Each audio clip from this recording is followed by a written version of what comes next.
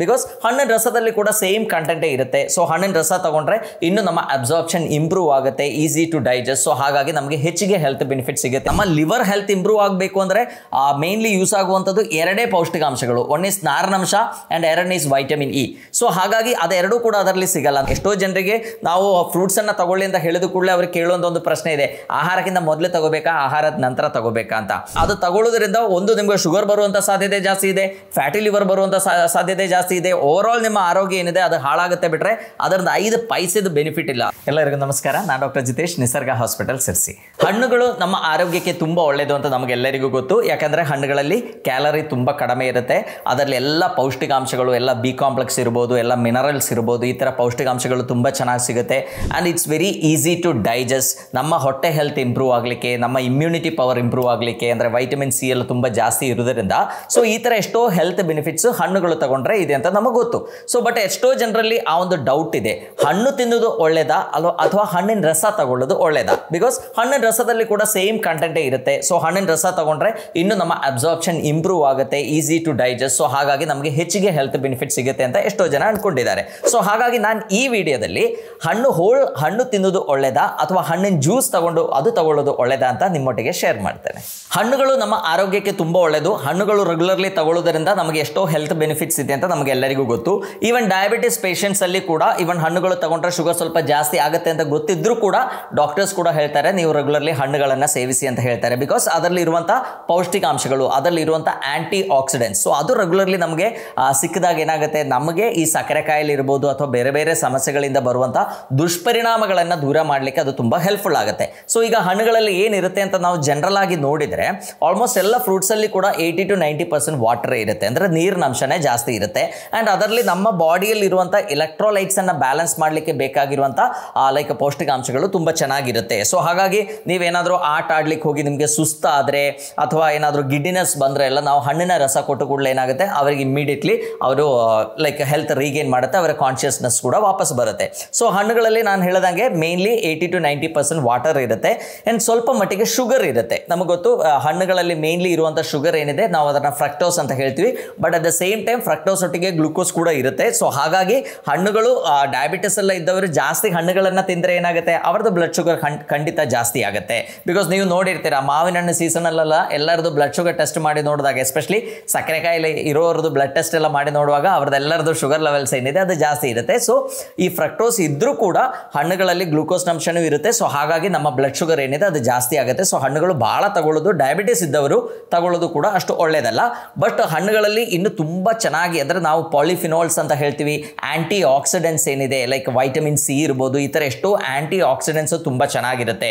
So ಹಾಗಾಗಿ ಎಷ್ಟೋ ಸಮಸ್ಯೆಗಳಲ್ಲಿ ಲೈಕ್ ಈಗ ಡಯಾಬಿಟಿಸೇ ಇರಲಿ, ಸೊ ಈ ಥರ ಎಷ್ಟೋ ಕಾಯಿಲೆಗಳಲ್ಲಿ ಮುಂದೆ ಬರಲಿಕ್ಕಿರುವಂಥ ಎಷ್ಟೋ ಕಾಂಪ್ಲಿಕೇಶನ್ಸನ್ನು ಪ್ರಿವೆಂಟ್ ಮಾಡಲಿಕ್ಕೆ ಅದು ತುಂಬ ಹೆಲ್ಪ್ ಮಾಡುತ್ತೆ. ನಮ್ಮ ನರಗಳದ ಆರೋಗ್ಯ ಚೆನ್ನಾಗಿ ಇಂಪ್ರೂವ್ ಮಾಡಲಿಕ್ಕೆ ಅದು ತುಂಬ ಹೆಲ್ಪ್ ಮಾಡುತ್ತೆ. ನಮ್ಮ ಬಾಡಿಯಲ್ಲಿ ಕೊಲಾಜನ್ ಸಿಂಥಸಿಸ್ ಆಗಲಿಕ್ಕೆ ಅದು ತುಂಬ ಹೆಲ್ಪ್ಫುಲ್ ಆಗುತ್ತೆ. ಸೊ ಹಾಗಾಗಿ ನಮ್ಮ ಸ್ಕಿನ್ ಹೆಲ್ತ್ ಇರ್ಬೋದು ಅಥವಾ ನಮ್ಮ ನರ್ವ್ ಹೆಲ್ತ್ ಇರ್ಬೋದು, ನಮ್ಮ ಬೋನ್ ಹೆಲ್ತ್ ಇರ್ಬೋದು, ನಮ್ಮ ಎಲ್ಲದೂ ಕೂಡ ನಮ್ಮ ಹೇರ್ ಹೆಲ್ತ್ ಇರ್ಬೋದು, ಅದೆಲ್ಲ ಇಂಪ್ರೂವ್ ಆಗಬೇಕು ಅಂದರೆ ಹಣ್ಣುಗಳು ತುಂಬ ಇಂಪಾರ್ಟೆಂಟ್. ಯಾಕಂದರೆ ಅಷ್ಟು ಈಸಿಯಾಗಿ ನಮ್ಮ ಬಾಡಿಗೆ ಅಂದರೆ ಡೈಜೆಸ್ಟ್ ಆಗಿ ಅಷ್ಟು ಈಸಿಯಾಗಿ ಅಬ್ಸರ್ವ್ ಆಗಲಿಕ್ಕಿರುವಂಥ ನ್ಯೂಟ್ರಿಯೆಂಟ್ಸು ಸಿಗುವಂಥ ಫುಡ್ ಐಟಮ್ ಬೇರೆ ಯಾವುದೂ ಇಲ್ಲ ಅಂತ ನಾವು ಹೇಳ್ಬೋದು. ಸೊ ನಮ್ಮ ಬಾಡಿಗೆ ಬೇಕಾಗಿರುವಂಥ ಜಿಂಕ್ ಇರ್ಬೋದು, ಸೆಲಿನಿಯಂ ಇರ್ಬೋದು, ವೈಟಮಿನ್ ಬಿ ಕಾಂಪ್ಲೆಕ್ಸ್ ಎಲ್ಲ ಇರ್ಬೋದು, ವೈಟಮಿನ್ ಸಿ ಇರ್ಬೋದು, ಸೊ ಈ ಥರ ಎಲ್ಲ ನ್ಯೂಟ್ರಿಯೆಂಟ್ಸು ಕೂಡ ಈ ಹಣ್ಣುಗಳಲ್ಲಿ ತುಂಬ ಚೆನ್ನಾಗಿ ಸಿಗುತ್ತೆ. ಆ್ಯಂಡ್ ಅದರೊಟ್ಟಿಗೆ ನಮಗೆ ಗೊತ್ತು ಅದರಲ್ಲಿರುವಂಥ ಫೈಬರ್, ನಾರಿನಂಶ ಏನಿದೆ that is very important. So ಹಾಗಾಗಿ ಹಣ್ಣುಗಳು ತಗೊಂಡಾಗ ಈವನ್ ಡಯಾಬಿಟಿಕ್ ಪೇಷಂಟ್ಸಲ್ಲಿ ಕೂಡ ಸಡನ್ ಆಗಿ ಶುಗರ್ ಜಾಸ್ತಿ ಆಗದೆ ಇರಲಿಕ್ಕಿರುವಂಥ ಕಾರಣಗಳೇನು? ಒಂದು, ಅದರಲ್ಲಿ ನಾರಿನಂಶ ತುಂಬ ಚೆನ್ನಾಗಿದೆ. ನಾವೀಗ ಫಾರ್ ಎಕ್ಸಾಂಪಲ್ ಒಂದು ಆ್ಯಪಲ್ ತಿಂದರೆ ಏನಾಗುತ್ತೆ, ನಮ್ಗೆ ಹೊಟ್ಟೆ ತುಂಬಿದ್ದೊಂದು ಫೀಲಿಂಗ್ ಬರುತ್ತೆ. ಬಿಕಾಸ್ ಅದರಲ್ಲಿರುವಂಥ ನಾರಿನಂಶ ಮತ್ತು ನಾವು ಅದು ಜಗದು ತಿನ್ನುವಾಗ ನಮ್ಮ ಸೆಟೇಟಿ ಹಾರ್ಮೋನ್ಸ್ ಕೂಡ ಪ್ರೊಡ್ಯೂಸ್ ಆಗುತ್ತೆ. ಸೊ ಹಾಗಾಗಿ ಹೊಟ್ಟೆ ತುಂಬಿದ್ದೊಂದು ಫೀಲಿಂಗ್ ಇರುತ್ತೆ. ಬಟ್ ಆ ಆ್ಯಪಲಲ್ಲಿರುವಂಥ ಕ್ಯಾಲರಿ ಎಷ್ಟು? ಬರೀ 40 ಕ್ಯಾಲರಿ ಅಷ್ಟೇ ಇರುತ್ತೆ. ಸೊ ಹಾಗಾಗಿ ಹೊಟ್ಟೆನೂ ತುಂಬಿತು and at the same time ನಮಗೆ ಕ್ಯಾಲರಿ ಕೂಡ ಜಾಸ್ತಿ ಆಗಲ್ಲ. ಸೊ ನಮ್ಮ ವೆಯ್ಟ್ ರಿಡಕ್ಷನಿಗೂ ಕೂಡ ಈ ಹಣ್ಣುಗಳು ತುಂಬ ಒಳ್ಳೆಯದು ಅಂತ ನಾವು ಹೇಳ್ಬೋದು. ಆ್ಯಂಡ್ ಇದರಲ್ಲಿರುವಂಥ ನಾರಿನಂಶಗಳು ಚೆನ್ನಾಗಿದ್ದಕ್ಕೆ ನಮ್ಮ ಮೋಷನ್ ಎಲ್ಲ ಈಸಿ ಆಗಲಿಕ್ಕೆ, ಅಂದರೆ to add bulk to our stool, ಅಂದರೆ ಎಷ್ಟೋ ಜನರಿಗೆ ಕಾನ್ಸ್ಟಿಪೇಷನ್ ಇರುತ್ತೆ. ನೀವೇ ಅಬ್ಸರ್ವ್ ಮಾಡಿ ನೋಡಿರ್ತೀರಾ, ರಾತ್ರಿ ನಾವು 2 ಬಾಳೆಹಣ್ಣು ತಿಂದರೆ ನಮ್ಮ ಮೋಷನ್ ತುಂಬ ಕ್ಲೀನ್ ಆಗುತ್ತೆ. ಬಿಕಾಸ್ ಅದರಲ್ಲಿರುವಂಥ ಸೊಲ್ಯುಬಲ್ ಫೈಬರ್ ಏನಿದೆ ಅದು ನಮ್ಮ ಮೋಷನ್ ಹಾಡಾಗದೆ ಇದ್ದಂಗೆ ನೋಡ್ಕೊಳ್ಳಿಕ್ಕೆ ತುಂಬ ಹೆಲ್ಪ್ ಮಾಡುತ್ತೆ. ಈಸಿಯಾಗಿ ಮೋಷನ್ ಪಾಸ್ ಆಗಲಿಕ್ಕೂ ಕೂಡ ತುಂಬ ಹೆಲ್ಪ್ ಆಗುತ್ತೆ. ಆ್ಯಂಡ್ ಅದರಲ್ಲಿರುವಂಥ ಈ ಸೊಲ್ಯುಬಲ್ ಫೈಬರ್ ಏನಿದೆ ನಮ್ಮ ಗಟ್ಟಲ್ಲಿರುವಂಥ ಒಳ್ಳೆ ಬ್ಯಾಕ್ಟೀರಿಯಾಗಳು, ನಮ್ಮ ಹೊಟ್ಟೆಯಲ್ಲಿರುವಂಥ ಒಳ್ಳೆ ಬ್ಯಾಕ್ಟೀರಿಯಾಗಳಿಗೆ ಬೇಕಾಗಿರುವಂಥ ಒಂದು ಮೇನ್ ಆಹಾರ. ಸೊ ಆ ನಾರಿನಂಶ ಡೈಜೆಸ್ಟ್ ಆಗಿ ಫಾರ್ಮ್ ಆಗುವಂಥ ಶಾರ್ಟ್ ಚೈನ್ ಫ್ಯಾಟಿ ಆಸಿಡ್ಗಳಲ್ಲಿ ಈ ಒಳ್ಳೆ ಬ್ಯಾಕ್ಟೀರಿಯಾಗಳು ಬದುಕುದು. ಸೊ ಹಾಗಾಗಿ ಹಣ್ಣುಗಳೇನಿದೆ ನಮ್ಮ ಆರೋಗ್ಯ ಇಂಪ್ರೂವ್ ಮಾಡಲಿಕ್ಕೆ one of the best food ಅಂತ ನಾವು ಹೇಳ್ಬೋದು. ಸೊ ಹಾಗಾಗಿ ಎಷ್ಟೋ ಹಾಸ್ಪಿಟಲ್ಸ್ ಅಲ್ಲಿ ಈಗ ನೇಚರ್ ಕ್ಯೂರ್ ಸೆಂಟರ್ಸ್ ಅಲ್ಲಿ ಈಗ ನಮ್ಮಲ್ಲೆಲ್ಲ ಬಂದ್ರೆ ನಾವು ಒಂದೊತ್ತು ಫುಡ್ ಏನಿದೆ ಅದು ಹಣ್ಣುಗಳೇ ಕೊಡ್ತೀವಿ. ಈಗ ಮಾರ್ನಿಂಗ್ ಬ್ರೇಕ್ಫಾಸ್ಟ್ ಏನಿರ್ಬೋದು, ಒಂದು ಮಿಕ್ಸ್ಡ್ ಫ್ರೂಟ್ ಇರ್ಬೋದು, ಅದರಲ್ಲಿ ಪಪ್ಪಾಯ ಇರ್ಬೋದು, ಆ್ಯಪಲ್ ಇರ್ಬೋದು, ಆರೆಂಜ್ ಇರ್ಬೋದು, ದಾಳಿಂಬೆ ಇರ್ಬೋದು. ಸೊ ಈ ಥರ ಎಲ್ಲ ಹಣ್ಣುಗಳನ್ನು ಮಿಕ್ಸ್ ಮಾಡಿ ಒಂದು ಬೌಲ್ ಕೊಟ್ಟರು ಕೂಡ ಅವ್ರದ್ದು ಶುಗರ್ ಲೆವೆಲ್ಸ್ ಏನು ತುಂಬ ಜಾಸ್ತಿ ಏನು ಆಗಲ್ಲ. May be for a short period of time ಒಂದು ಸ್ವಲ್ಪ ಸ್ಪೈಕ್ ಆಗ್ಬೋದು, ಮತ್ತೆ ನಾರ್ಮಲ್ ಆಗಿಬಿಡುತ್ತೆ. ಆ್ಯಂಡ್ ಪೇಷಂಟ್ ವೆಯ್ಟ್ ಕೂಡ ನಿಧಾನಕ್ಕೆ ಕಡಿಮೆ ಆಗುತ್ತೆ. ಆ್ಯಂಡ್ ಅವರಿಗಿರುವಂಥ ಕಾಂಪ್ಲಿಕೇಶನ್ಸ್ ಡಯಾಬಿಟಿಕ್ ನ್ಯೂರೋಪತಿ ಇರ್ಬೋದು, ಈ ಥರ ಎಷ್ಟೋ ಸಮಸ್ಯೆಗಳು ಕೂಡ ಈಸಿಯಾಗಿ ಕಡಿಮೆ ಮಾಡಲಿಕ್ಕೆ ಸಾಧ್ಯ. ಈಗ ಫ್ರೂಟ್ ಜ್ಯೂಸಲ್ಲಿ ಈಗ ಹಣ್ಣುಗಳಿಗೆ ಕಂಪೇರ್ ಮಾಡಿದರೆ ಏನು ಡಿಫ್ರೆನ್ಸ್ ಇರುತ್ತೆ ಅಂತ ನೋಡೋಣ. ಈಗ ಫಾರ್ ಎಕ್ಸಾಂಪಲ್ ನಾವು ಮೂಸಂಬಿ, ಸೊ ಒಂದು ಗ್ಲಾಸ್ ಒಂದು 250 to 300 ml ಮೂಸಂಬಿ ಜ್ಯೂಸ್ ಮಾಡಲಿಕ್ಕೆ ಮೇ ಬಿ ನಮಗೆ 1 or 2 ಮೂಸಂಬಿ ಬೇಕಾಗ್ಬೋದು.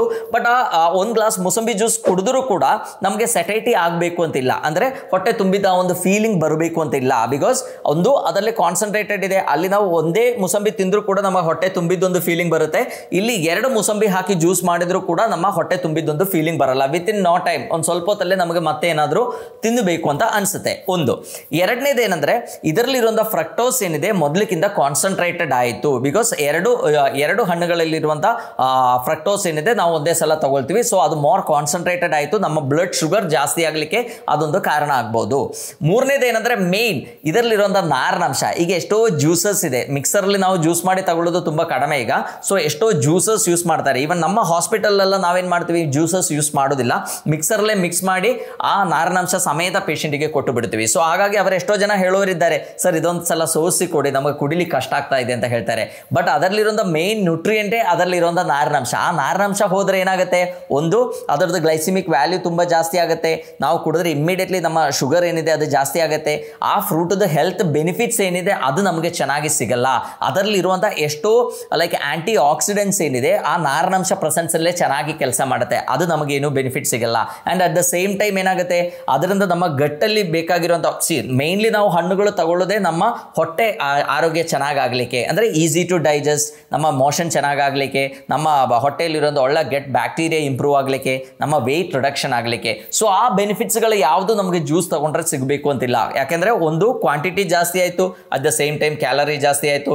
ಎರಡನೇದು ಒಳ್ಳೆ ನಾರಿನಂಶ ಕಂಪ್ಲೀಟ್ಲಿ ವೇಸ್ಟ್ ಆಯಿತು. ಸೊ ಹಾಗಾಗಿ ನಮ್ಮ ಹೊಟ್ಟೆಯಲ್ಲಿರುವಂಥ ಒಳ್ಳೆ ಬ್ಯಾಕ್ಟೀರಿಯಾಗಳು ಅದರಿಂದ ಏನೂ ಬೆನಿಫಿಟ್ ಇಲ್ಲ.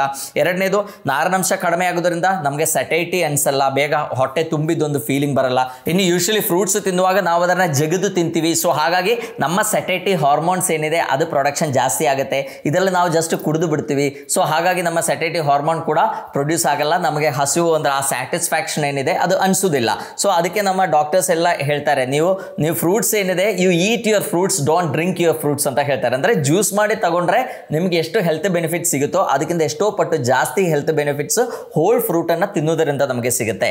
ರೆಗ್ಯುಲರ್ಲಿ ಹಣ್ಣುಗಳು ತಗೊಳ್ಳೋದ್ರಿಂದ ನಮಗೆ ಆಕ್ಚುಲಿ ನಮ್ಮ ಈ ಟೈಪ್ 2 ಡಯಾಬಿಟಿಸ್ ಎಲ್ಲ ಏನಿದೆ ಅದರದ್ದು ಇನ್ಸಿಡೆನ್ಸ್ ಅನ್ನು ನಾವು ಆಕ್ಚುಲಿ ಕಡಿಮೆ ಮಾಡಬಹುದು. But at the same time regularly ಹಣ್ಣುಗಳನ್ನ ರಸ ಸೇವಿಸೋದ್ರಿಂದ ಇದರದ್ದು ಇನ್ಸಿಡೆನ್ಸ್ ಜಾಸ್ತಿ ಆಗುವಂಥ ಸಾಧ್ಯತೆಗಳಿದೆ.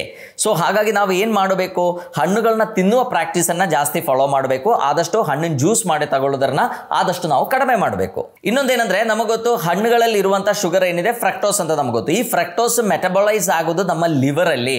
ಸೊ ಎಷ್ಟೋ ಜನ ನಮಗೆ ಈ ಫ್ಯಾಟಿ ಲಿವರ್ ಸಮಸ್ಯೆ ಎಲ್ಲ ಇದ್ದಾಗ ಅವರು ಓವರ್ ಆಲ್ ಫುಡ್ ಅನ್ನ ಕಡಿಮೆ ಮಾಡಿದಾಗ ಅವರು ಹಣ್ಣುಗಳನ್ನ ಸೇವಿಸ್ತಾರೆ. ಸೊ ಹಣ್ಣುಗಳು ತಗೊಂಡ್ರು ಕೂಡ ಅವರ ಫ್ಯಾಟಿ ಲಿವರ್ಗೆ ಏನು ಸಮಸ್ಯೆ ಆಗಲ್ಲ. ಬಿಕಾಸ್ ಹಣ್ಣುಗಳಲ್ಲಿ ಸಫಿಷಿಯಂಟ್ ಆಗಿ ನಾರಿನಂಶ ಇದೆ, ನಮ್ಮ ಲಿವರ್ಗೆ ಬೇಕಾಗಿರುವಂಥ ಎಷ್ಟೋ ಪೌಷ್ಟಿಕಾಂಶಗಳಿದೆ. ಸೊ ಹಾಗಾಗಿ ಫ್ಯಾಟಿ ಲಿವರ್ ಇರೋರು ಕೂಡ ಮಾಡರೇಟ್ ಆಗಿ ಹಣ್ಣು ತಗೊಳ್ಳೋದ್ರಿಂದ ಅವರಿಗೆ ಏನು ಸೈಡ್ ಎಫೆಕ್ಟ್ಸ್ ಆಗಲ್ಲ. But at the same time regularly ಹಣ್ಣಿನ ಜ್ಯೂಸ್ ತಗೊಳ್ಳುವಾಗ ಏನಾಗುತ್ತೆ, ಅದು ಫ್ಯಾಟಿ ಲಿವರ್ಗೆ ಒಂದು ಕಾರಣ ಆಗ್ಬೋದು. ಬಿಕಾಸ್ ಒಂದು ಹಣ್ಣಲ್ಲ, ಅಲ್ಲಿ 2-3 ಹಣ್ಣುಗಳು ಆ ಒಂದು ಗ್ಲಾಸ್ ಜ್ಯೂಸಲ್ಲಿ ಇರುತ್ತೆ.